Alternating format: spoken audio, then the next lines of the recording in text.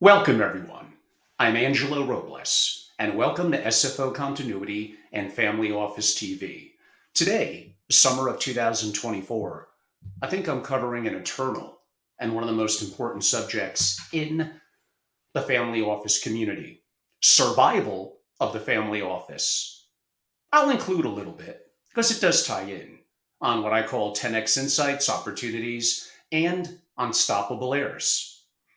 This summer, I'm specifically rolling out, primarily for my members, Survival of the Family Office Programming, a special series. This initial one is really a teaser, a webinar, complimentary and more open to my family office TV and broad audience. The true context and important of some solutions to some of the challenges I bring up will be exclusive to my consultative and my member relationships. There could be some snippets this summer, as I'll do a whole series on this really through the end of the year. And most of them will feature pundits within the community, people that I respect, that add value, and I'm probably going to disagree with. But again, not here to be vanilla, to be boring, to be all kumbaya that everything's good. I have unique perspectives on the industry. I've been in it and around the world a long, long time.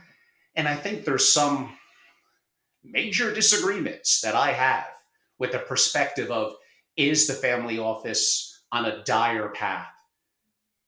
Specifically the single family office.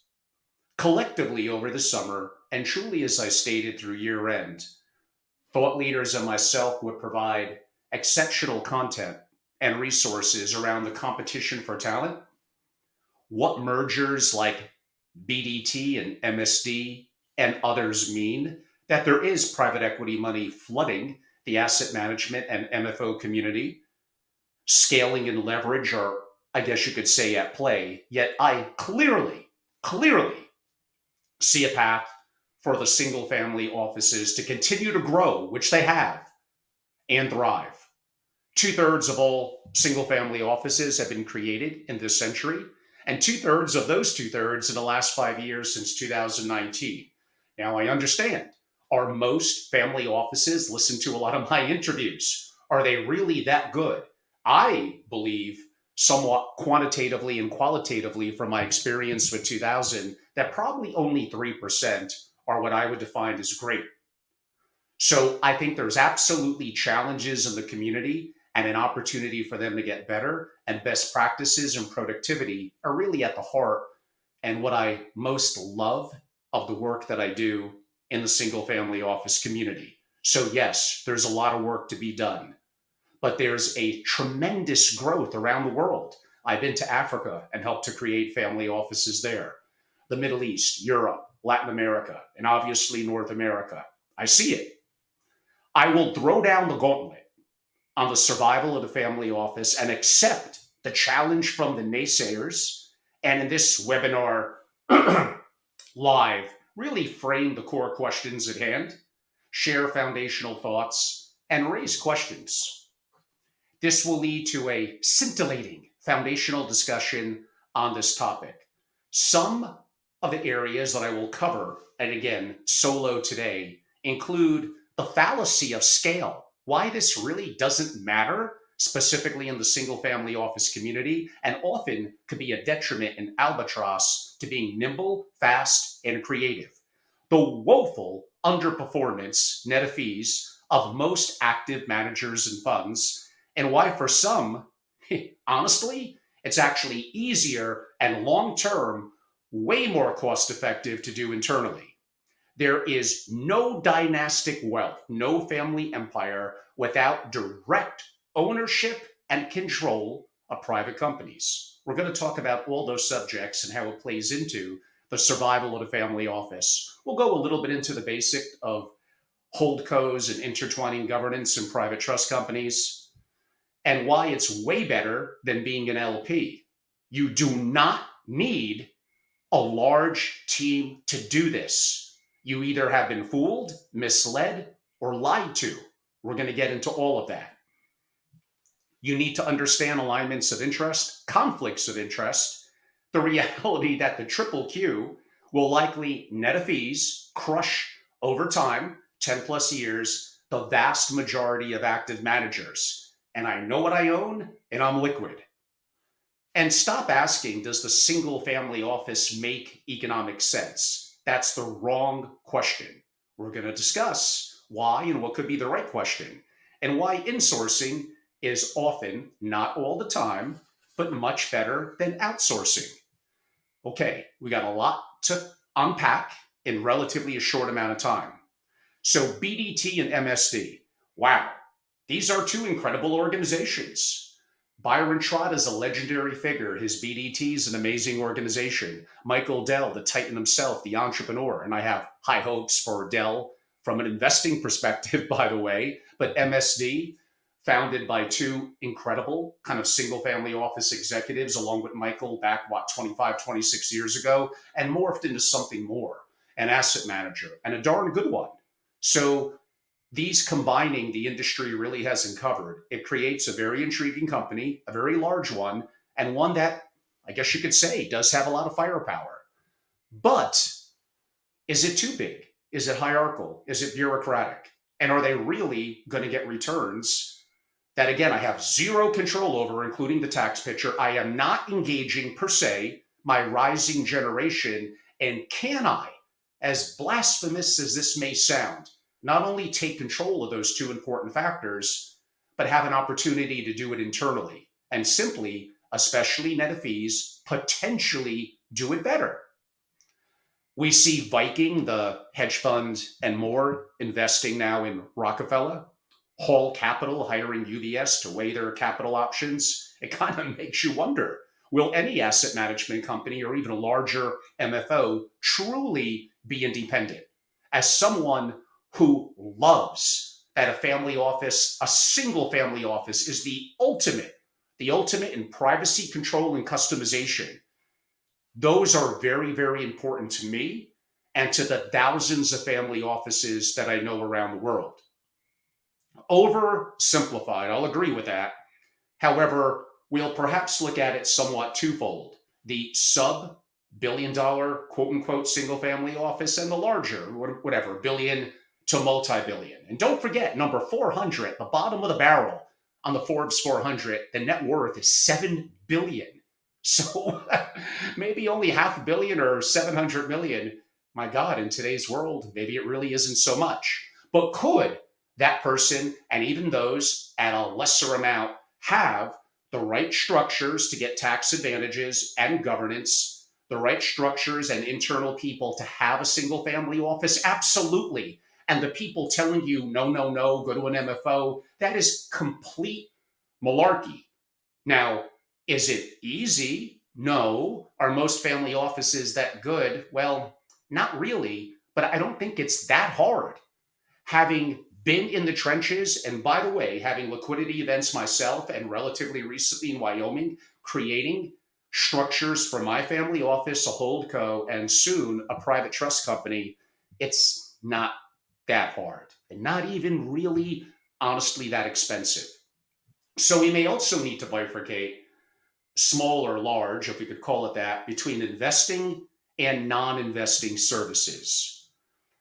And yes, in this series, and clip it's to more a broad audience, but definitely for my consultative and my member relationships at SFO Continuity, I will introduce key thought leaders that will really be kind of a forever discussion and share insight and interactivity and debate that I will have with them. Some of them I have great respect for their intellectual capacity and how we could argue certain points and how they cause me to think. And I'm an advocate of having a strong opinion, but loosely held. As new information comes in, we do sometimes need to adapt. Of course, I am wrong and I need to adapt. I, of course, think I'm in the right in this subject. And the fact that maybe I'm being a little contrarian, especially on sub-billion dollar SFOs, you all make it sound that every MFO and asset manager out there is just so incredible that that's going to be the better option. I just, no, I completely and utterly disagree with that. You could say that I'm a mouthpiece for the single family office, that it's how my bread is buttered. You're not theoretically incorrect from both of them, but I'm going to back up what I say. And again, take a different approach than I think what many pundits and many friends of mine are saying. So I also have one of the thought leaders, tremendous talent and intellect, basically stating that the large kind of hedge fund managers and billionaires that you now know that are morphing into their own family office will kind of set a benchmark of rigor and risk mitigation. And I think there's much we could learn from them. And part of my role, my love is being a researcher, knowing practice, management, and best practices. I agree. There are things we could learn. But to assume that they're just going to walk in and build dynastic legacies and understand the nuances of private companies, of holdcos, of private trust companies, of the nuances of family and governance, and that somehow they're also masters of the universe. They might have been 10, 20, 30 years ago when investing, but really now? And are they actually too big? So, no, I'm not buying into that we need to copycat everything that they do. I know some of what they do, and sometimes, it's okay. Sometimes it's great, and sometimes it's kind of bad. They put their pants on one leg at a time. They're no better. So let's get started a little bit more focused on the investing perspective. I have discussed in the past the difference between wealth creators, aka principles of wealth, and even really actively engaged family members, comparative to non-bloodline CIOs or key executives on the investing front in the family office. No surprise here. The entrepreneurial wealth creator tends to be more of a risk taker, tends to be more concentrated, looks at opportunities, processes information, makes quicker decisions, partially to some degree because they answer to no one. I understand. The non-bloodline executives, often well-meaning, I think a good and a bad is they follow, and Warren Buffett and Charlie Munger are awesome. One of the things they talk about, to some degree, I could disagree with, and that's rule number one, don't lose money. Rule number two, remember, don't lose money. I know that sounds logical for someone who already had a massive exit or a family that's incredibly affluent, and that's not theoretically incorrect. It is important to mitigate risk. It is important to know that you don't have to recreate the wheel. But I think when you really look at the challenge of distributions in the family, and now that families are getting smaller generationally, another subject for a different time, that is a little bit less of an issue, but it still could be an issue in the spending habits, taxation of investments in portfolio, and the big one to me, inflation. Real inflation for the super rich that eat certain foods, travel to great locations, buy assets going up in value. Their real inflation is a lot. And likely an overly conservative portfolio will not keep pace with purchasing power for that family. And yes, we all like to talk about only governance, but things like proper estate planning, taxation, family engagement, and investing is very important to a family feeling a connection, in my opinion, with their money and having legacy type capital. And this, from my experiences, especially out of the US and Europe, with many old line families, some of them that I've interviewed on my Family Office TV platform that go back 500 plus years. So I think a challenge is the industry, more so asset management, RIAs, etc., kind of overcomplicate things. Part of it is their own conflicts and their self-interest. Now, I agree. Foundationally for the family and the family office, and they should be doing this internally, they need a proper investment policy statement, possibly depending on branches of the family and various assets and how trusts are structured. They may need multiple investment policy statements, some with different guidelines on timelines, goals, risk tolerances. Then you need an asset allocation strategy. Might be more tactical in today's world, could be long-term strategic, or could be core satellite, but it needs something. You need a strategy, you need a game plan. That doesn't mean that it doesn't involve, none of what I just said is anything that you just said it and forget it. We're not really living in that kind of world.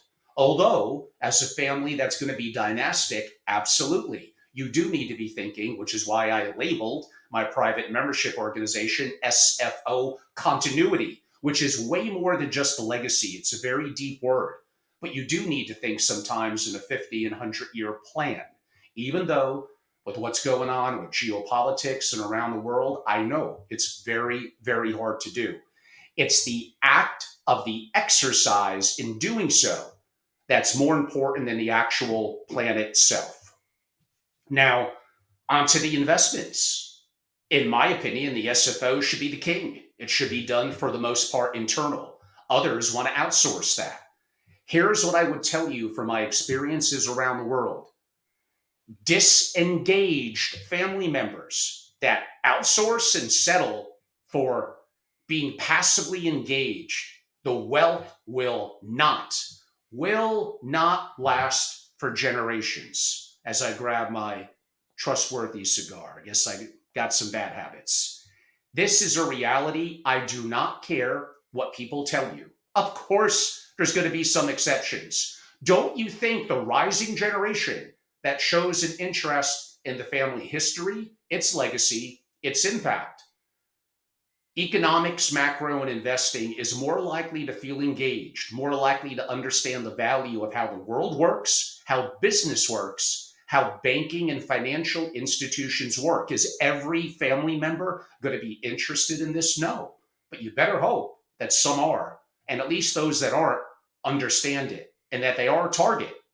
And the opportunity to take control with a family office, a holding company, and a private trust company is the ultimate in privacy control and customization. And I could argue perhaps the only real way to have a family empire of wealth dynastically. It is not outsourcing it. You need to keep this internal. Great dynastic families around the world form holdcos and invest in private companies they control. Now, it's not as hard as the private equity firms would have you believe. I'm doing it. I back engineered Warren Buffett and other holding companies. I reached out to dynastic families. I reached out to the best legal and accounting professionals. One of the reasons why I'm structured in Wyoming. Watch my interview with Ram Ahluwalia, where we kind of, to some degree, dissect Warren Buffett's quote-unquote holdco strategy and give some ideas. That was from a couple of months ago, because I have several interviews with Ram that are out there. Great guy and incredibly intellectual, and I've been very lucky to also learn from him. So is being a passive LP better? No, I could argue it's way overrated. You have no control and zero, for the most part, next-gen engagement. The SFO is the ultimate if done right, and that's part of the problem. And again, it's got to sink in here, because the survival of the family office and the thriving family office is at stake. Privacy, control, and customization. There is nothing any outside organization could do to match that. That just is what it is. Now, yes, again, for the upteenth time, and challenge on the math of it not being theoretically accurate, most family offices are mediocre, some are really bad, some are good, and a tiny percentage, in my opinion. But my opinion is traveling the world, being in this for decades, knowing many, and living the life, especially recently, and understanding the nuances, and being challenged, failures, being humbled by things. Nothing could beat the single family office done right. Unfortunately, the benchmark is kind of low, but that's both good and bad. I'm an advocate in practice management and best practices, which is really the heart of my love and my intellectual work in the single family office community, that really any single family office in relatively short order could have a drastic turnaround. And really, so let's see. As an LP and outsourcing everything, no control, no next-gen engagement, fees, often 2 and 20, limited tax control, not really transparent, mediocrity of performance, often it's just the numbers, net of fees. Like, why? What's so great about this? Oh, but I'm only going to allocate to the top 10%. They're also going to be the top 10% next year and the year after. And some of them, more specifically in venture capital, the giants, the titans, and I've interviewed many of those founders at my event, specifically more on the West Coast, even as a billionaire family waving 50 or $100 million, you can't get in. Are most VC funds, net of fees, going to beat the triple Q? Come on, you know the answer to that. Are they going to beat a portfolio of the Magnificent Seven, maybe tactfully managed, including for taxes? And when you break down companies like the Magnificent Seven and maybe a block of 30 to 40 companies within certain sectors in a portfolio, and you own them individually, you can totally control effectively the tax picture, the hedging picture, the risk picture. It's not that complicated. The industry, they lead you down the path of it's complicated. You don't need your SFO. We're better. And honestly, it is just not true. I don't really need outside management. I may need some banking and custodial guidance, which if I'm a large enough client that's ultra high net worth or a single family office, I better know how to leverage my relationships in those communities. Also, when I'm investing through, let's call it third parties and things that I don't totally understand and have some lack of transparency, I'm taking on to some degree counterparty risk. Do I really need them to invest, like I said, in public equities, in T-bills, in bonds, in gold, in commodities, certain option strategies, in Bitcoin, even real estate? I could do some REITs and other plays. And I'm a big advocate of families, yes, being active in real estate. And private companies, like I said, with my own holdco, and we're going to get to, again, how the industry bamboozles many of you to feel that you need a massive staff, it's very hard, and that you can't compete with, quote unquote, the big players. That is just not true. I get to know exactly what I own on my liquid portfolio in publics and to some degree bonds and some of the other resources that I have, shockingly, including crypto. Effectively, I'm liquid. I have an opportunity to potentially hedge with banking and other relationships some of those risks. I could even go to a bank, the traditional big banks, let them know that I want this basket of securities. I am afraid of waking up one morning and being down 30%. Could I cap my loss to 15%? But I get it. What you're doing internally in options and commitments basically means I need to limit my upside to a degree. That's a decision that you can make. You could do all these things yourself. I know, like I'm doing them. They're really not that hard.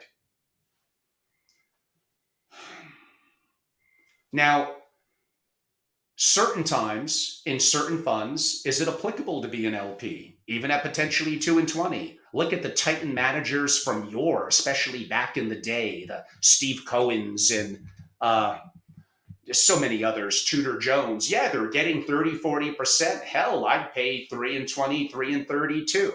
There are going to be some people before they get too big and become asset managers. Now, we could argue artificially suppressed interest rates made it harder for the hedge fund manager in the relatively recent last couple of decades to compete. Yeah, I guess there's some truth to that, but it is what it is. And I don't notice because things are changing now that active net of fees is going to be that much better. But could you make the argument that certain funds are going to be awesome that you don't have or through public markets, the specific talent or insight, and sometimes either earlier seeding or opportunity being an LP or taking some GP interest could make sense? Yes. I'm also a fan. I think Mark Spitznagel is brilliant and Taleb in the work they've done at Universa, and perhaps having 1% in that type of strategy as a tail risk if something were to go horrifically wrong. Yeah, I think that could also make sense.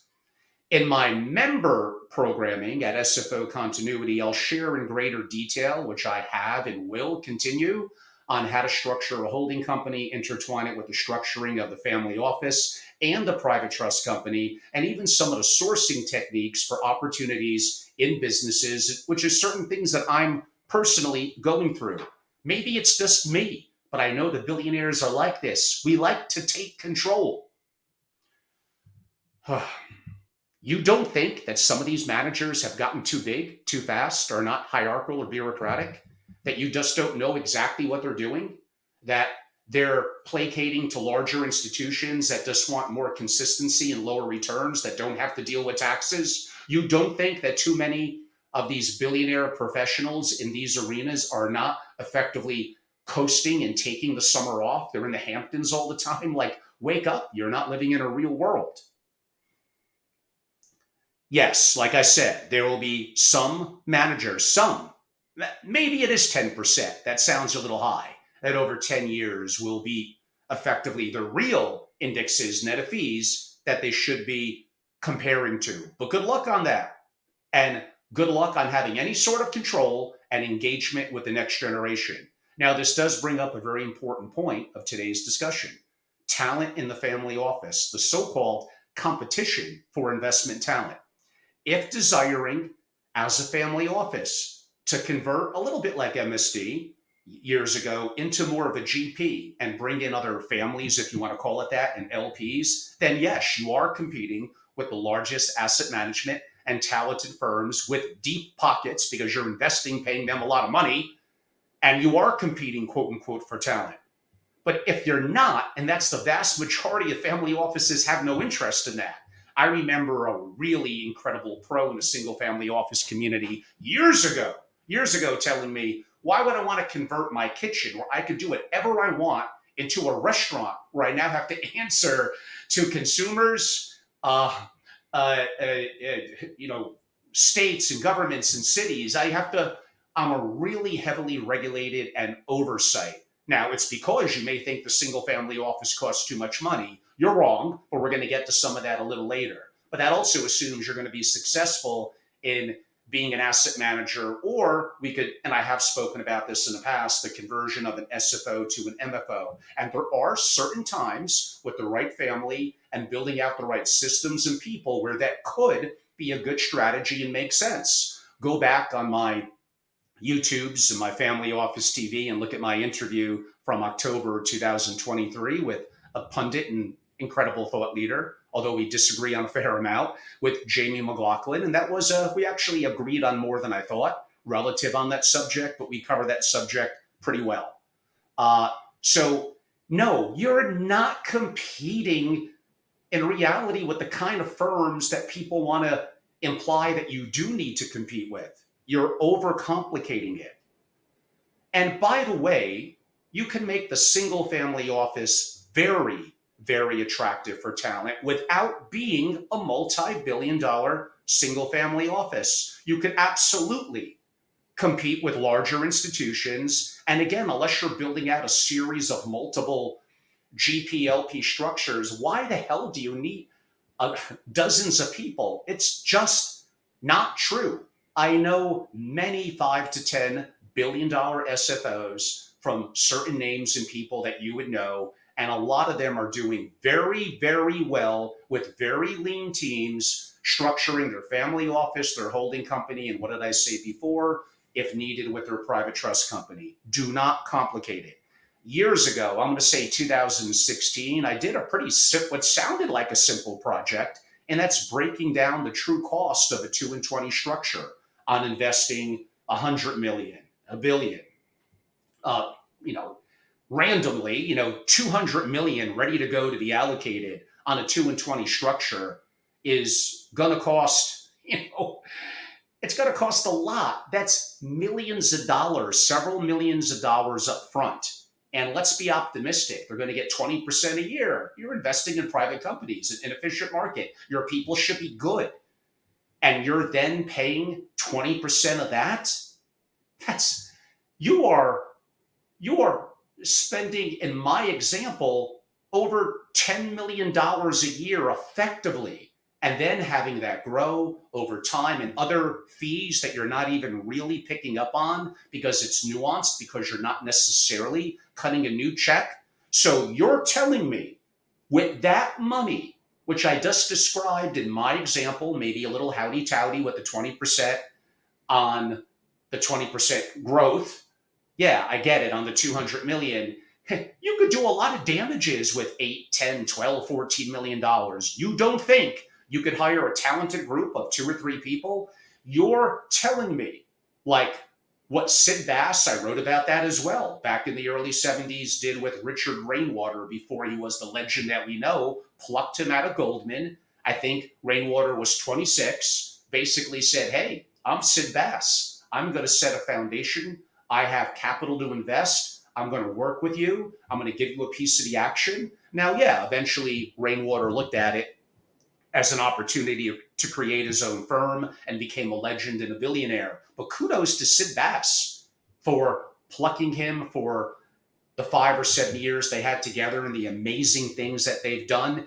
You don't think, in my example, forget billions, a measly couple of $100 million, that you don't have the capital to in-house the right key one person and a small team around direct investing or other strategies. You absolutely do. And then you know what the hell they're doing. You have control. You control the tax picture. You control the exit. You could further engage the rising generation, and everyone is happy. And maybe you do have to pay that person a very handsome, quote unquote, salary, and obviously a piece of the upside, which could include 10, 15, 20%, maybe some golden handcuffs on there. So you're going to make them millions of dollars. And will there be some that are very entrepreneurial that they want to be a billionaire and they would want to do what Rainwater does and after several years go out on their own? Yes. And that means they're probably really talented. Give them a great hand. They hopefully did great things for you. You also have agreements in place to potentially invest in their GP structure or to get very favorable terms, at least initially the first 5 or 10 years as an LP. And you're pre-negotiating this in advance. Having the right legal counsel is very, very important. And it's okay. Like a coaching staff in professional sports, the NFL, team wins a lot, they're going to lose some talent to other teams. You gotta be a great machine in terms of the important 4-letter word HIRE.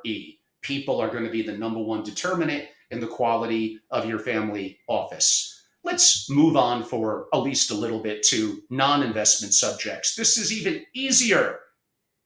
That a real SFO is the ultimate in privacy control and customization to outsourcing. Now the question, does the family office make economic sense? Wrong question. To some degree, who cares? Outsourcing is needed on certain auditing, accounting, legal, tech, and other services. There are certain things you have no capability to do internally. You don't do it often enough, and you may need someone with more greater depth and resources. And outsourcing specific talents in certain areas, yes, I completely understand. It's needed to a degree and does make sense. But you need to manage that, control that, mitigate it, work on the cost internally.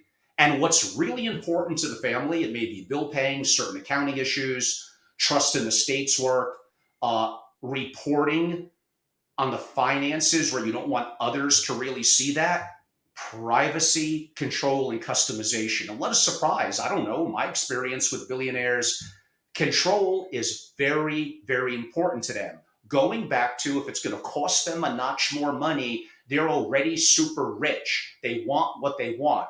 And you don't think that legal and accounting firms that are often your stuff gets dwindled down to those that are more junior, that there's not massive turnover in those firms, where if you build and have the right harmony and culture within your family office, you want to have people that are dedicated, that know that you want and demand your privacy. You want it done how you want it done, and you want to have access to them because it's your company. And absolutely, might you have to pay them a notch more? Might you have to make it very attractive to be long-term employees? You absolutely should. When the people are darn good, you should pay them properly. That's a very, very important part of having an effective family office. Do family offices, we kind of hinted at this earlier, want or need shared services with other families? I mean, sometimes the true old guard MFO of several families banding together, and really part of the value of a group like mine, which is a peer-to-peer group for real investors in family offices, is the value of sharing practice management ideas, best practices, and investment opportunities, and so much more. In a couple of minutes, we're going to get into some of that because it's going to tie a lot of this together. Uh, in concluding on the importance of survival of the family office, I mean, to some degree, with what's going on in the industry, which really is more asset management and MFOs, capitalization, capitalization, capitalization. That's not a single family office problem. And I even look at some of the organizations I mentioned, some of the big VC firms that one, you can't even get into. And two, even if you could, and VC's been relatively terrible for the last couple of years, it's probably not going to beat the triple Q. You see the companies in the Magnificent Seven. You don't think companies like Meta, like Microsoft, like NVIDIA, now that AI is really taking off, and I have some mixed feelings relative to that, but I'm very, very connected in that arena. And I believe directly through public markets, I think you could do very, very well. Know exactly what you own and do your own hedging. So again, does the family office make economic sense? Could be the wrong question. It's a matter of want. It's a matter of privacy, control, and customization. And I took down the fallacy of cost. When you are very active in alternative managers paying the kind of fees that I noted on the front and the back end, that is costing you millions. I gave an example of someone with only $200 million liquid to invest in, let's broadly call it 2 and 20 structures. Imagine $1 billion, $3 billion, $5 billion. My God, you should be able to build like an incredible team with that. You overcomplicate it. It's never been a better time to have a family office, to have the right structure. There's some incredibly talented recruiters and compensation experts that can help you, quote unquote, find the right people. There's way more people. Let me say that again. There are way more people that want to get in to a single family office that want to get out, even with the mediocrity of many single family offices. So it is absolutely very attractive. When I talk at universities and to young people, especially in finance, they practically all know, unlike 20 years ago, what a single family office is. And if they're interested in finance and things like that, you don't think that they're not smart people. They're not interested in a single family office. They absolutely are. Now, that could get into a whole other subject. Is it a good training ground? What are the career opportunities? A different subject for a bit of a different time. Questions that I guess some of you have shot in or noted on even on the BDT-MSD merger. And again, great kudos to both organizations combined. I'm assuming they're going to be a powerhouse, but I don't think you necessarily need to compete with them, including for talent. I think there's plenty of opportunity. Now, where there are massive amounts of capital and scale could come into play, and I've been intrigued looking at some public companies with other families to maybe do a leveraged buyout. Yeah, they could look at companies like Walgreens, like Nordstrom's, even smaller ones like Petco, and what could they do on a leveraged buyout, take private, take public. Those could be some interesting plays, but I don't even think they do, quote unquote, leverage buyouts. Again, the war for talent, gravely overrated. Understand what you're already paying on fees, which is laughable. You don't even really know it.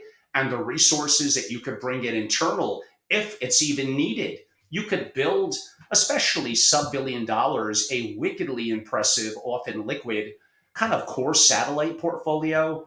You don't have to make it more complicated. And you could still have some moonshots in there, some opportunities for 10, 20, 100 Xers, long shots. Just don't go too crazy and make it a large part of your portfolio, because you want to have it anchored by public equities, by treasury bills while they're still paying 5%, and the right holdco in private companies, which again will lack in a little bit of liquidity. So it is diversity and aspects of the portfolio that are important.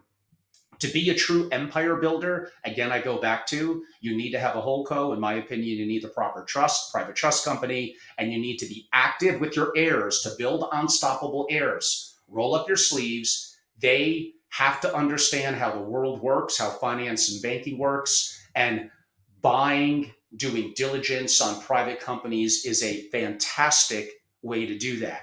And what did I say now for probably the 10th time? We are done right. The SFO, specifically the single family office, is the ultimate in privacy, control, and customization. Sometimes the smallest tweaks in practice management and best practices could bring about the greatest improvement. And skills absolutely create leverage. I think a good model that I've experienced for some single family office is, let's call it a number one, who's tremendous on culture, on leadership, and an incredible strategist, and really one that could be almost revolutionary and see around corners, align and have clear understanding of the goals of the principal, and not be afraid to have an opportunity to interact and disagree and present opportunities to them without massive layers of hierarchy. And perhaps a great number two is incredible at execution. Sometimes they could grow into a number one that could be groomed, and sometimes they're just simply really, really good at execution, but maybe not quite as good in some of the other things, including strategy. This is all more deeper planning and, to me, exciting on the single family office because it is way oversaid, but it's kind of true that they're each different. So some of you sent in some questions. What's the biggest fear of a wealth creator? Again, they're all different. But if I had what often comes up most consistently is the children kind of messing it up. That's the wrong word. Maybe having no ambition. And this relates a little bit to what I've been saying about engagement and being an active parent, an active family.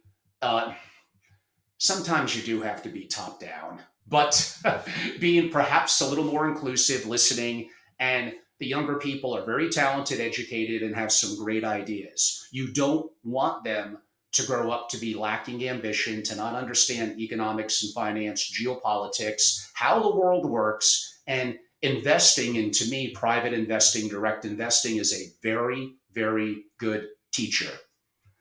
I mean, the institutions, like I said, they could be full of bureaucrats, of hierarchies. They also, depending on certain initiatives in investing in DEI initiatives or climate change, there may be certain things in energy and other sectors that they can't touch.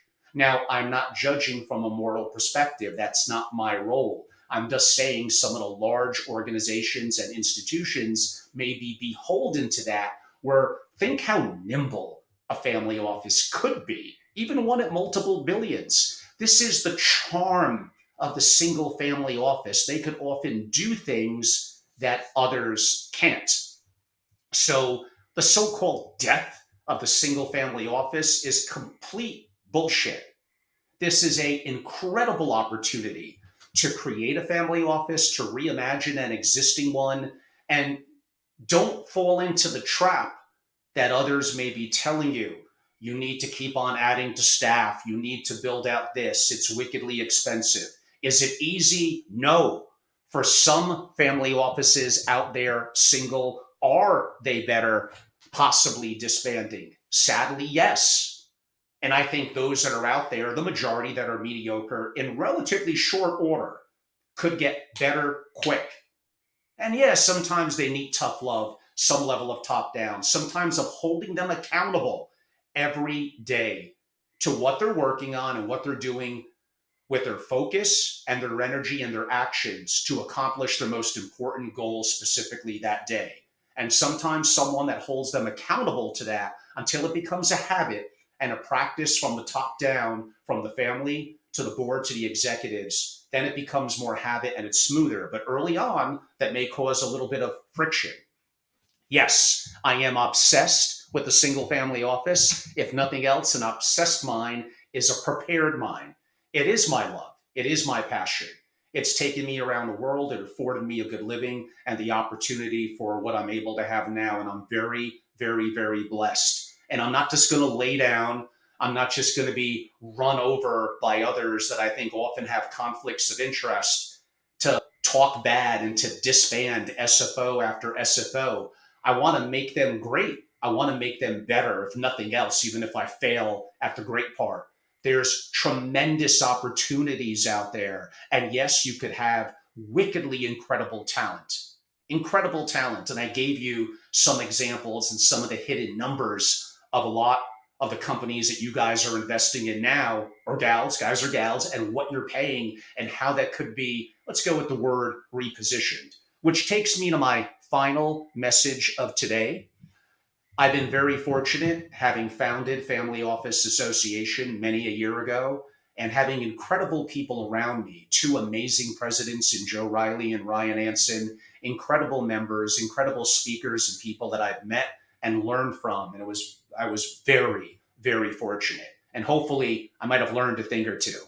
As I think you all know, I had a partial liquidity event about 3 years ago and fully from Family Office Association about a year and a half ago. So it's been a while. Took some time off, traveled, enjoying as much time as I could in Wyoming and a lot of my structures and what I've done on a family office holding company and soon private trust company are structured and based out of Wyoming. And what I do in terms of my interviews, I love what I do with Family Office TV. I love having long form, intense, sometimes controversial interviews. I love to teach what I do with my ownership of Family Office Masterclass and the consulting work that I do with primarily single family offices around the world. It's taken me everywhere and it's been a blast.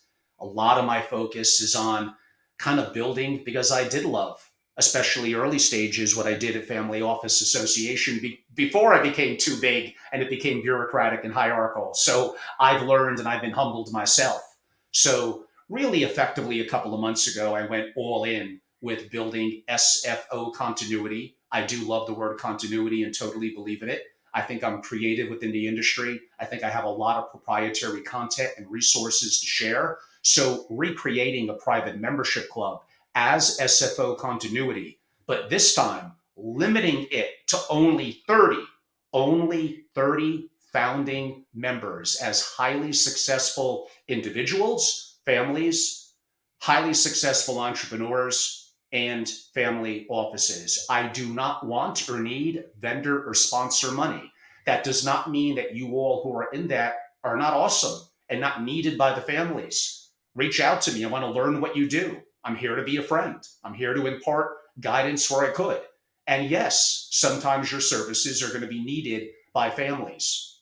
There are things I may do in some other one-off events and other things where maybe I'll have one come in from a relationship perspective. But now I'm really enjoying where I could just be focused on peer to peer. And I have incredible members. One gentleman that has invested over decades in 900 private companies, another that's a founder of 3 incredibly successful and exits in tech and is very connected in that arena, and other that with a 7-figure investment recently in the world of tech again, although he's an East Coast guy, had a 300x return. I'm not making that up.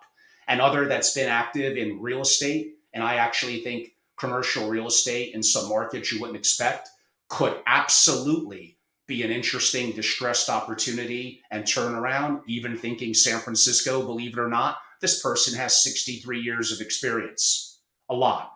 I myself, sure, I love public companies, the Magnificent Seven, AI, all cool. I think Meta, I think Zuck runs it really well. Tremendous leadership at Microsoft. So that's something that obviously is anchoring in my portfolio. I'm still active in the world of crypto and Web3 that has created some incredibly exponential returns for me because I kept an open mind and limited my exposure, which limited downside risks that I could have had and also impacted some upside. But I love cattle ranches. I love Wyoming and Montana. I love RV parks. I love opportunities in energy. I'm fascinated by what Gates is doing, I guess, in Wyoming with nuclear energy. Now, with more of the advent of needing of energy in AI and all that, I think this will be all incredibly interesting arenas. We have incredible members, some of the best investing people on earth, and the opportunity for you to rub shoulders with them, to interact, not where it's a big room of 50, 100, or 200 people. You can't interact in that. Intimate breakfast meetings, intimate lunches and dinners, private soirees, cigar club gatherings, Grand Havana and Beverly Hills, think of something like that. Rooftop soirees. So some of it is social and fun, but a large part of it is intimate, where you need to be a participant, where you share and you also learn. And I think a big part of it, digital is great, content awesome. Man, you all really miss face to face, and nothing brings out the connectivity and insight of face to face. So I talk about 18 in person events. I'm wickedly underestimating it. Over the next 12 months, it'll probably be closer to 25 or 30. To give you context, this summer of 2024, in June alone, I've done 7 private events in New York. So, New York and Palm Beach, at respective times a year, are our core hubs, but Greenwich, Hamptons, Miami, small gatherings, LA, more and more active on the West Coast. And of course, I got to do at least one in Jackson Hole. And for my friends in Europe, I hope to do 1 or 2 a year as well. So coming together in a private setting face to face is important. Now, back a little bit to the vendor and sponsors. Sometimes they're incredibly talented and really interesting and provide insight. So why don't, at say a breakfast meeting, sometimes they could be a special guest, and sometimes at the end of our peer-to-peer, have them come in at the end. So we have one person that said, Angelo, in July, I have a manager that I'm doing vetting on. I'm like, let us do our private breakfast for an hour and a half, then have them join us for, let's call it the final 15, 20 minutes. I don't want their money. I'm not there to be their friend. I'm not there to be rude, but I'm not there to be their friend. Let's kind of grill them for you. Get the feedback and questions from your peers that you may not have been thinking about. So that'll probably make its way more consistently into what we're doing as well. So we have a whole bunch of programs: Unstoppable Heirs, Survival of the Family Office that you got a little glimpse of today, our 10X investment forums. Now, the real question there, 10X, it sounds amazing, but what's the timeline? But we have incredible investors, incredible. And the ideas that they come up with and what they're doing and what they're sharing, wow. One of them had a review on both Microsoft and Tesla, and what Tesla is also doing in robotaxi and robotics, and kind of a strong thesis was wickedly good, really good. And these are real allocators, not PhD and economists that often make terrible managers, by the way, real allocators and investors. And more than just that, the work I do on structuring of a family office, productivity, best practices, philanthropy, Unstoppable Heirs that I mentioned earlier, and a lot of the nuances behind, again, the subject of survival or really thriving of the family office. There is no time off for me. There is no Hamptons in the summer. This is it. I am incredibly busy the summer of 2024. I had enough time off in my exit from FOA to starting my new companies. I'm a high energy person. I am obsessed with single family offices. This is my life. I take pride in my work. I'm imperfect. I make mistakes. I look to learn from them and move forward. So I hope you all enjoy this video, which is kind of a primer on, again, a long time series on the survival and really thriving of the single family office, the opportunity for content and resources, and how to be involved as perhaps more hands-on from a consultative relationship. And simply go to my website. It's my name, angelorobles.com. You'll learn about membership. You'll learn about my masterclasses and about my consultative services. There'll also be links to Family Office TV and other things. It's a pretty simple website, but I think it's impactful. And yes, we're still marching towards the 30 founding members. It's only one opportunity. Once we reach 30, that's the founding charter members. We'll make a decision about future growth. Let's call it collectively, but there'll never be a chance to be a founding advisory board member and locking in a price that is more favorable than others moving forward. And it's no time off and let's wait for the fall. I am as busy as ever. I'm small, I'm intimate, and I'm the most active person in the single family office community by far this summer. It's not even close. If you want in person, I got it going on. And our content is not going to be beholden to vendors and sponsors and mediocrity of content. It's going to be real, legit, real investors, billionaires, and real family offices as allocators, as pontificators, as deep thinkers in best practices and productivity, on again what I call unstoppable heirs. Join us at SFO Continuity. Go to angelorobles.com. Join us today. Join us this summer. And if by some chance you miss out on the founding status and you come in at the next tier, you're going to get incredible value. And there'll be even more amazing people in the group. But there is a special stature and value and benefits to being a founding member. And why wait? The opportunity, some things in investing, you need to have speed, you need to act quickly on.